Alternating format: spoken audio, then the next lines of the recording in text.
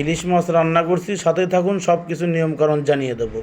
তো ফেসবুক বন্ধুরা, আজকে ইলিশ মাছ রান্না করব। শুধু পেঁয়াজ, কাঁচামরিচ, দুটা তেজপাতা, কয়টা দানা জিরা আর পরিমাণ মতন হলুদ।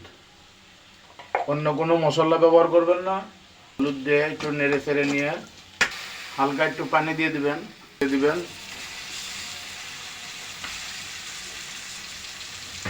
দিয়ে কিছুক্ষণ কষাবেন। আদা রসুন দিবেন না, তাহলে মাছের ফ্লেভারগুলো নষ্ট হয়ে যাবে। 1 মিনিট ঢেকে রাখবো। অনেক সুন্দর একটি বাসনা বাড়াচ্ছে।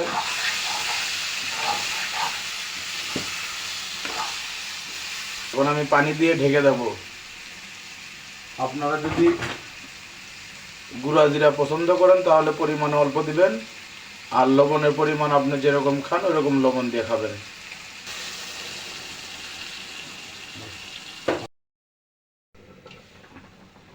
10 মিনিট জাল হওয়ার পরে ঢাকনা লক করলাম। এখন একটু নেড়ে দেব। এখন জালটা আমি একটু কমায় দেব। আস্তে আস্তে আরো 5 মিনিট জাল হবে। পুরা রান্না রান্নার সময় অবশ্যই প্রায় 40 মিনিট জাল দিবেন।